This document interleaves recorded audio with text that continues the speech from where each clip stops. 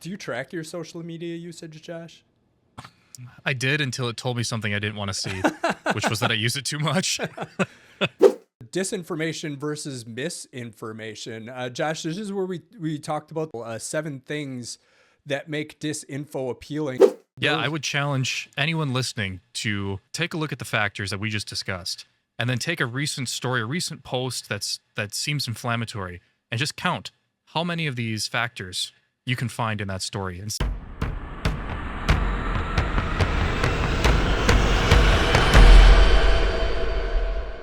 Welcome to Critical Culture. I am Travis. And I'm Josh. What's new with you, Josh? Oh boy, throw it right back at me. What's new with me? So, I like all things digital. I like all things tech, even as simple as a coffee mug. So I've been using this Ember coffee mug, Ember mug, recently, and it seems at first it seemed kind of gimmicky. You know, you got a cup that keeps your coffee warm or whatever, your tea. But I tell you, it's been a game changer. I love this thing, and I recommend it to anyone who drinks out of a mug on a regular basis, which is mostly everyone. Right. But it comes with this little app that you can set a timer and set the temp. It keeps it at the exact temp you want it at, and it's perfect. I'll never use another mug. That is kind of nice. That is kind of nice. I could see using one of those. So does it like plug in to charge? I mean, you're mixing electronics and liquids here. This could get dangerous, Josh.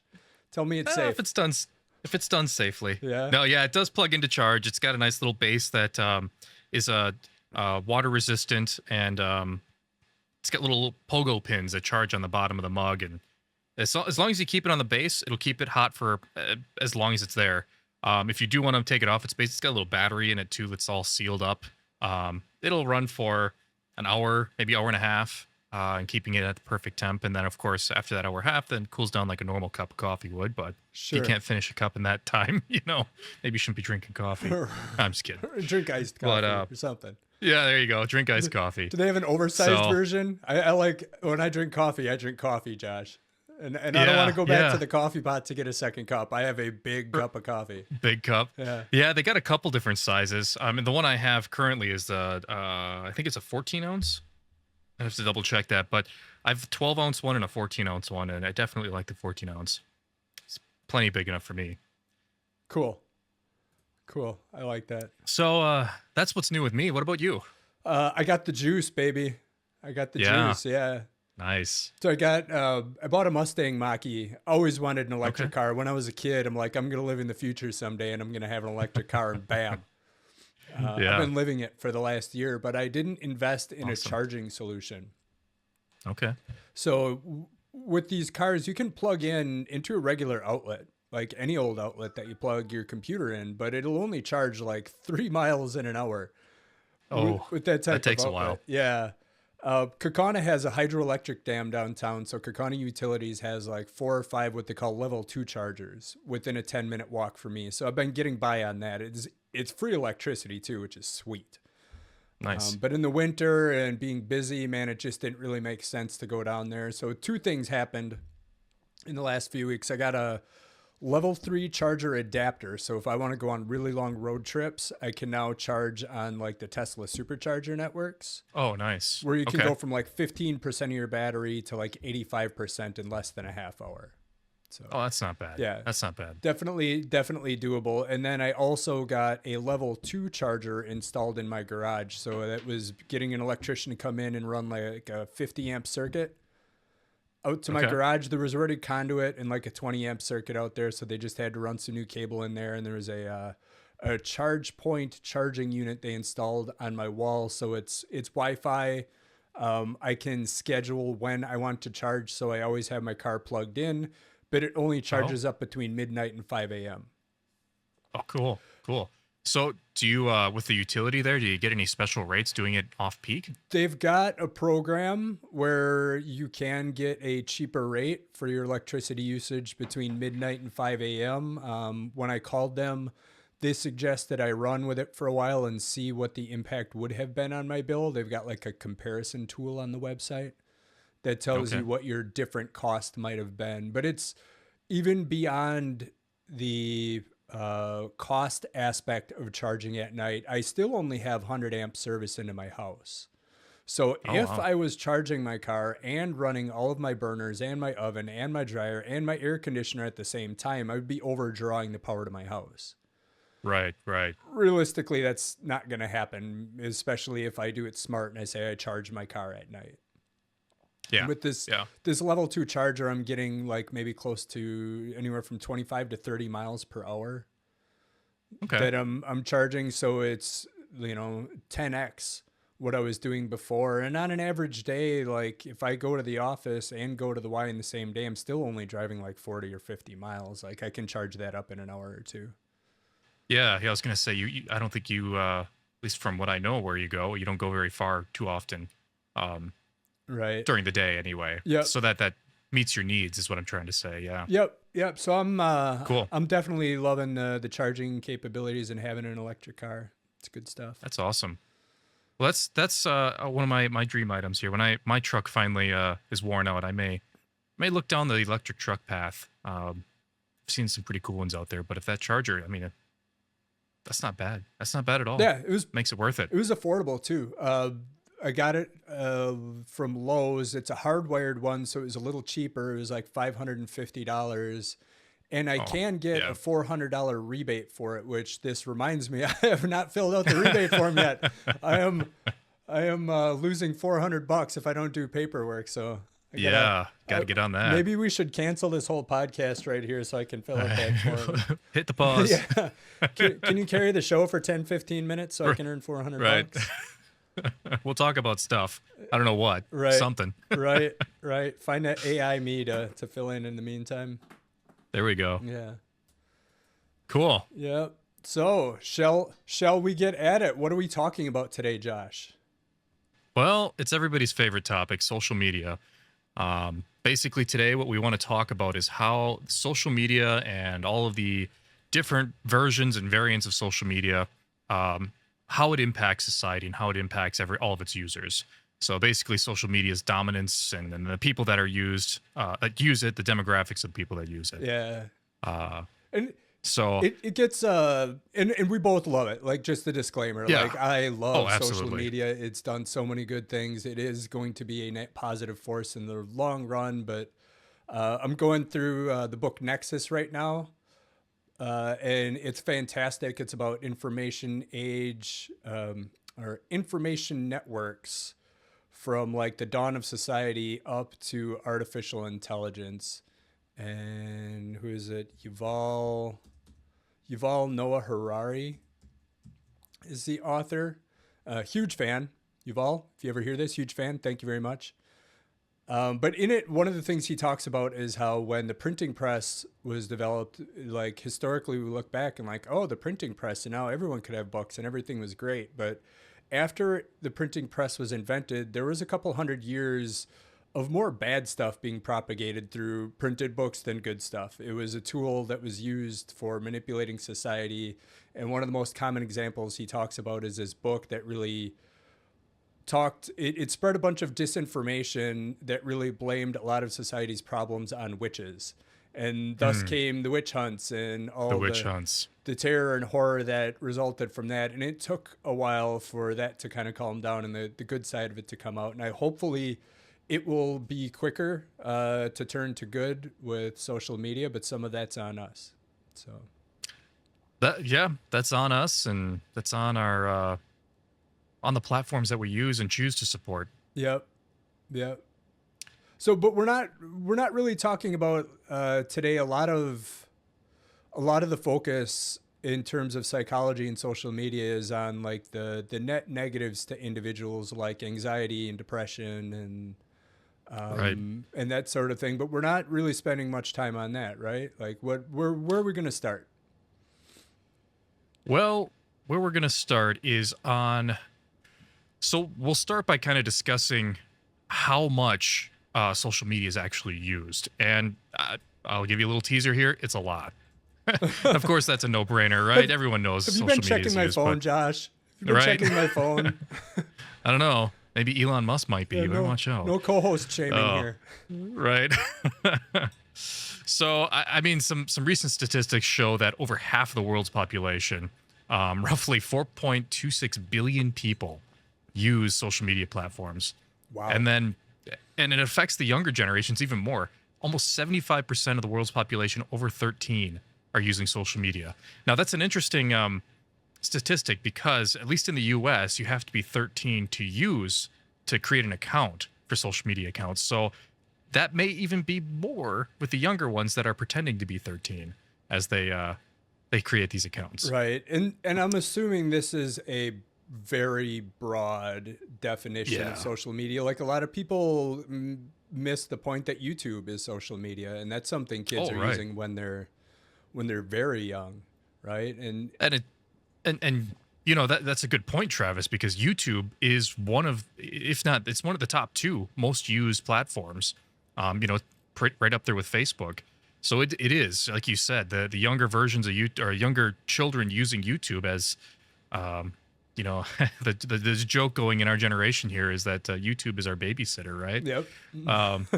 So it could definitely be skewed even more towards the younger generation. Almost, boy, it's hard to think that there are instances where children aren't exposed to social media platforms at a very early age. I know, I can just think of people off the top of my head that I know, and I know that their kids under 13 are using it, you know? Yeah. And I think what's also fascinating about it when we start to compare it to legacy traditional media is, like, when we were kids, like, we had the same options. There was like 5 or 6 cartoons we could see on Saturday morning, and that's it.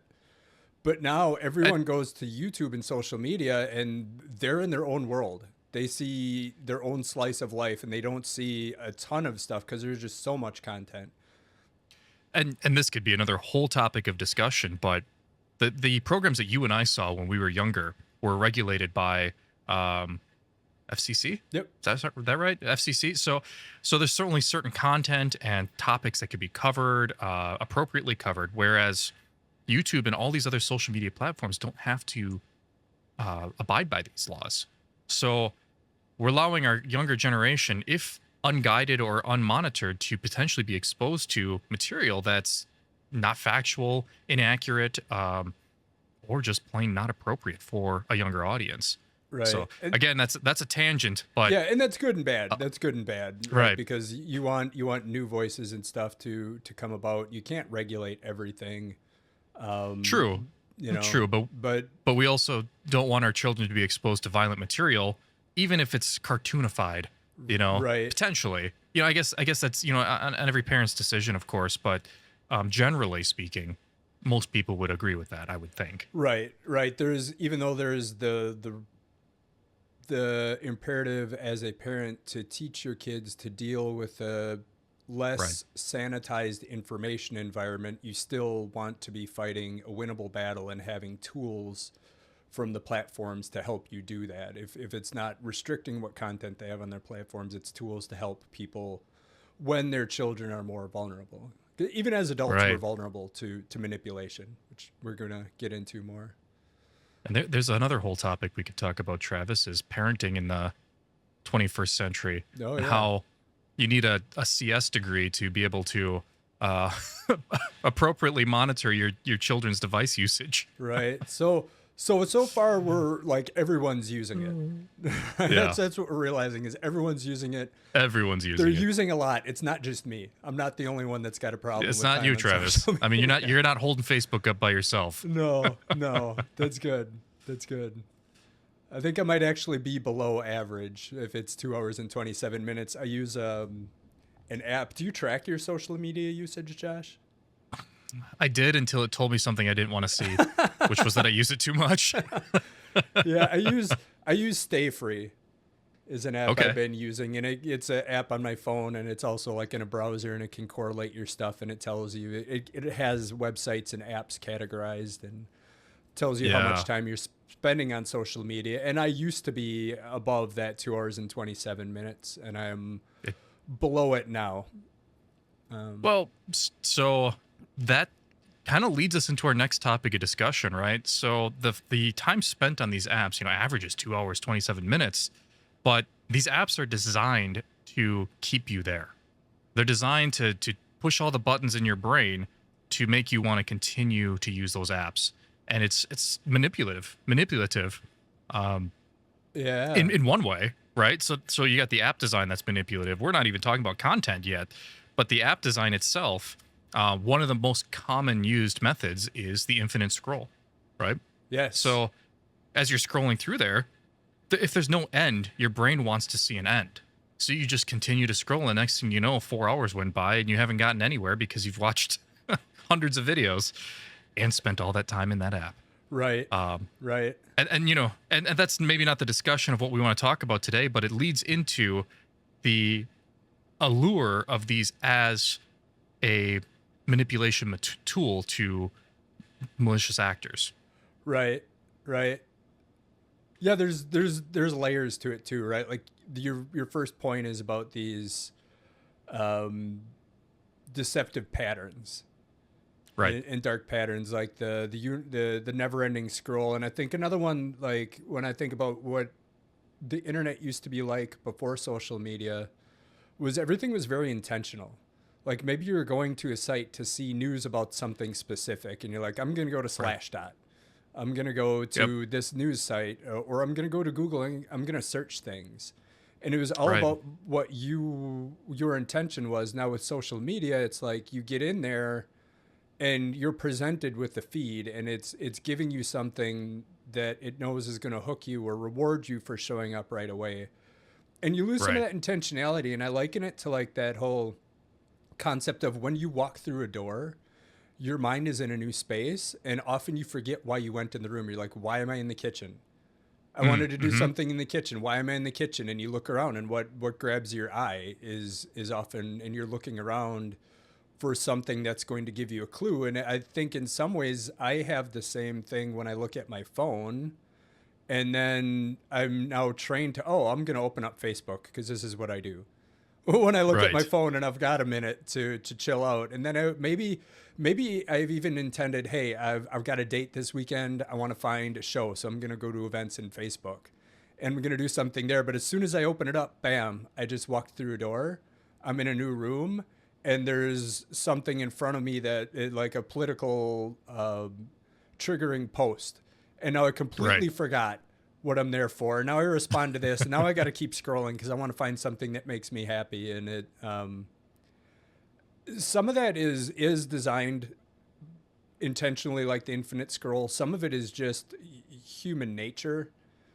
Sure. Well, it's taking advantage of human nature. It's taking advantage of what we're programmed to do, and using our instinctual reactions against us is what it's doing. Right. Exactly. And it's not all directly intended and built by human beings alone to do that either. That's true. So like everyone talks about the algorithm with the feed, and like your feed is now, you're not intentional in what you're doing. You're just consuming a feed. The feed is built by algorithms, and it, like, for an example with chess, it used to be that they would program chess algorithms to say, these are the rules. This is how you calculate positions, and they could calculate more moves forward than a human would. And it was kind of like brute force. We're telling a computer how to play chess and how to win. And now they just give the computer the goal to win and tell it the base rules and let it figure out what's going on. And now it's truly like a learning algorithm that just has a goal, and goal selection is important. So with social media, it's more like that now, where they've got this algorithm, which is like a creation of theirs. It's an editorial type of thing, that they're saying, we want you to increase user attention. We want you to increase user interaction. And it is learning from these billions of interactions on social media what works and what doesn't. It's not like the people at social media companies are training it to push certain content. It's learning that certain stuff works by itself, and it's pushing it. So it's an issue, and this is common with AI in general too. And we touched on this in the last episode. It's all about goal selection. And if the goal is just to increase interaction, there's negative components to that for the people that are using the platform and society as a whole. Right. And as you mentioned, Travis and I had a great discussion about AI in episode 1, so highly recommend going back and listening to that if you haven't. And we will be talking about AI forever Yes. Truthfully. Yes. Until That's AI the is never-ending topic. until AI is talking to AI about AI and we're just listening. Yeah, until AI is talking about us. Oh yeah.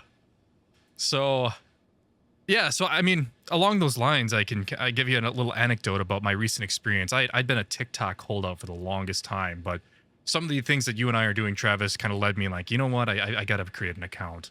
So I start going through this process to just create an account on TikTok, and you can't do it through their website entirely. As a matter of fact, it won't finalize making your account until you download the app on your phone and then install it and sign in. It'll look like it, it'll confirm your email address, but it won't create it until you sign in with that app. Now, what that's doing for them is they have a lot more access to personal information on your phone through TikTok if it's installed on your phone. And most people, you know, when it's asking for permission to, hey, can I see your contacts? Can I see your pictures? Most people will say, yeah. Click yes through those. And that's giving TikTok as a company, you know, this is outside of the fact that it's Chinese owned or US owned or whatever. It's still a private company and you're willingly giving them information. And if you want to use their platform, you have to. That's this deceptive practice of signing up here. You can't just sign up and be a web user of TikTok. You have to use the app. And then, not only that, you can't interact meaningfully with the content on TikTok if you don't have a TikTok account. So they're forcing you into that and then pulling your data away from you. Yep. You know, you can't say unwillingly because you hit yes to all of those things, but maybe not consciously. Right. People don't understand like what they're getting into. It's almost like getting Right. into some contract when you're a child, and there needs to be someone there to help you understand what you're actually giving away. Companies know everything about you just on the web.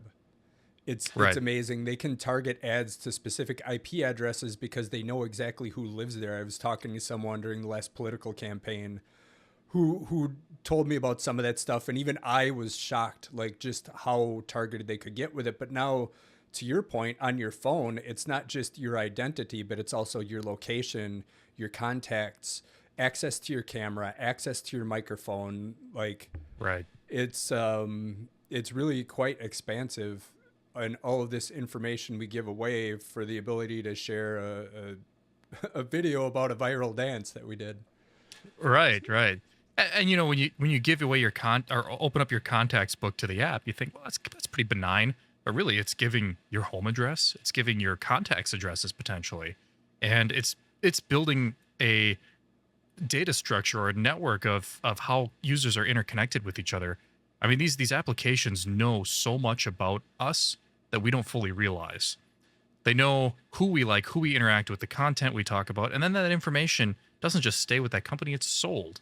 So that, in this, you know, in a mostly benign application, it's sold for advertising, but in aggressive or nefarious applications, it's sold to political parties potentially to target you for specific. You know, if they think you're susceptible or would be open to this idea, they're going to start pushing ideas towards you. Yep. And that's where the problem comes in. And again, you know, that leads into disinformation. You know, if they have this list of people and they know that they're likely susceptible to this type of advertising or type of messaging, that opens up the door to disinformation like Russia does to its citizens. Yeah. And to us, to be honest with you. And there's a good quote that I read the other day about this. The difference between misinformation and disinformation, because really they are two different things. Right. One is spread by people who genuinely believe what they're saying, right? And that's the misinformation. That's your MAGA uncle or aunt that is spreading something that they saw, but they genuinely believe it. Whereas disinformation is government actors and other people that are crafting lies and spreading them for their own purposes. Yeah. And the unfortunate side effect or unfortunate aspect of this is, in the information ecology, it doesn't give a shit about anyone's intentions. What matters is consequence. And the consequence of misinformation or disinformation is pretty much the same. Right. And one way to look at the difference between the two is misinformation usually stems from disinformation, right? So Yes. your uncle, your MAGA uncle, is disinformed from whatever media source, and then he spreads misinformation, believing that his media source is trustworthy. Right.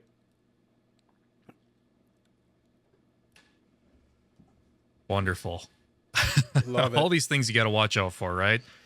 And the truth is, you know, that's being a responsible social media user, is understanding how you're manipulated or potentially manipulated, and that's a hard thing to do. It Yeah. really is. Well, it starts with understanding that it's happening, right? Like Right. I'm Right. big into like Buddhism and mindfulness, and with that, the first aspect of it is just be aware of your feelings, and then that's the key to going forward. And it's the same with misinformation, disinformation, the threat of being manipulated for good or bad purposes, but manipulated in general. It starts with being aware that it's happening. So disinformation versus misinformation. Josh, this is where we talked about this article, 7 things that make disinfo appealing. That was on EU versus disinfo site Yeah. that we looked at. So this one is fascinating because it really gets into why lies spread faster than the truth. Sure. Yeah. Part of it, unlike facts, disinformation is not constrained by reality and can be shaped in a way that makes it more attractive to us. It also can be shaped in a way to make it like more certain, like people love certainty. And if it's a Right. lie, you don't have to be truthful at all. You can make it certain and very targeted. Whereas a lot of times, like the world isn't black and white. There's lots of shades of gray. And there's And not that's a where these live. Yep, exactly. Not Yeah. as much certainty there. So I will go over attractiveness factor number 1, threats. People tend to share Threats. threat-related rumors more than benefit-related ones, and I think the common understanding of psychology behind it is if you are a hunter-gatherer type person and you're on the plane, there's a threat and it's a lion and it could kill you, that's an immediate game over. Versus a Right. beneficial thing like, hey, there were berries on that bush over there that might be good. You could miss that and you're still going to live. So, That's a high priority IRQ, right? You know, high priority request on the hardware there. yeah, so that's why things that are threat or fear related are much more motivating. And these are things that aren't even necessarily, a lot of these really tie back to things that, from an evolutionary perspective, they are hardwired in our DNA to build our nervous system to do this. These are not things that are programmed in our brain. So threats is number 1. What's number 2? Number 2 is sex. Now, sex sells. We all know that. It works. The any sexual orientated theme can be drawn to motivate a reaction from that. So that itself is attractive when you're reading your brain scanning through that, because, well, first of all, sex is hardwired into our brains regardless of how we view it, and it's going to trigger a response and immediate attention. Yep. Um, Yeah, in even some way or form that you're yeah, I'm rambling. Go ahead. It's about so yeah, with sex, it's about procreation of the species. Like this is Right. something, again, when we talk about evolution and our DNA, this is how we propagate. If we weren't wired to be interested in this, we wouldn't propagate. So Right. it's built into base human psychology. And attractiveness factor number 3 is disgust. Disgust. Disgust. Yes. Ugh. Disgust. Yeah, so this one is to evoke emotion, right? I mean, disgust that's obviously an emotion, but stories that are meant to just like hit at you at the core and you're just like outraged because how can that happen? It's so disgusting. For instance, one of the examples they use is a Danish brothel for zoophiles, which, that just seems unnatural, and which we'll get into as another factor, but it motivates people to read further.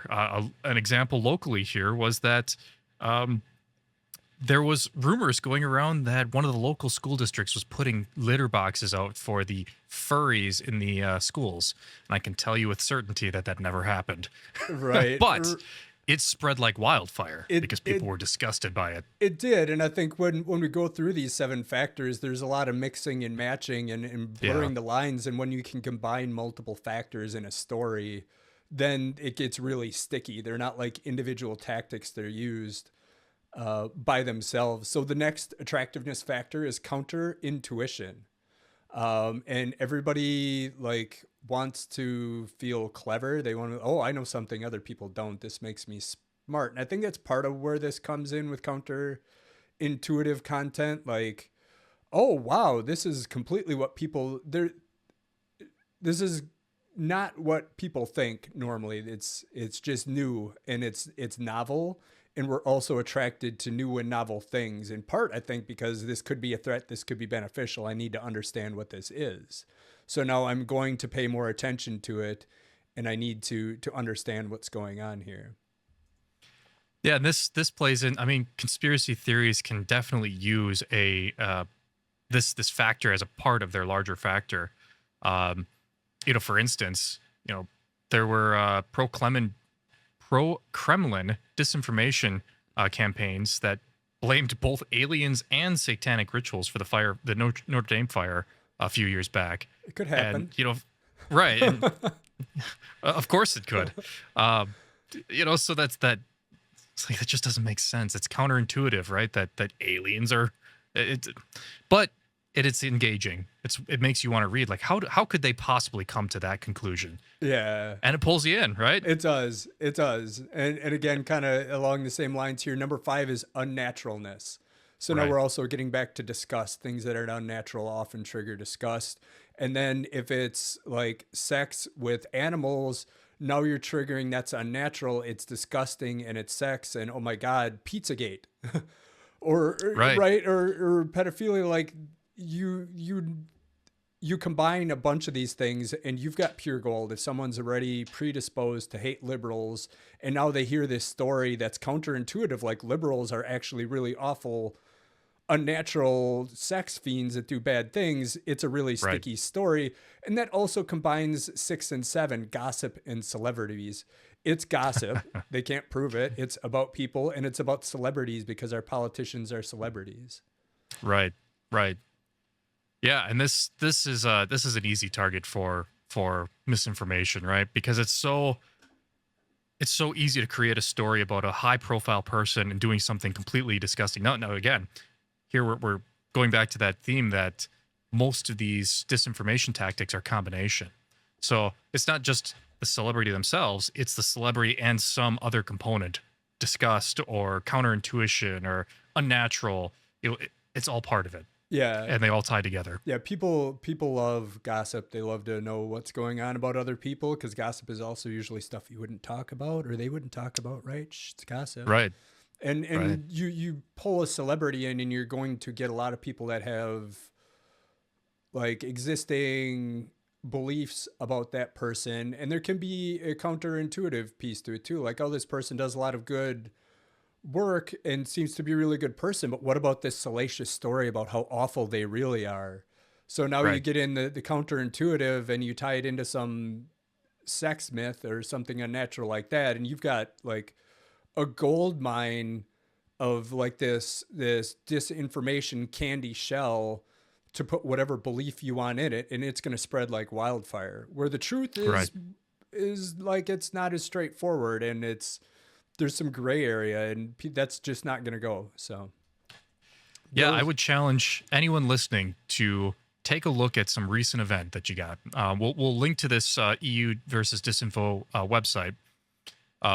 Pull that up, take a look at the factors that we just discussed, and then take a recent story, a recent post that seems inflammatory, and just count how many of these factors you can find in that story. And sometimes it's a small paragraph, and they're going to hit almost all of them.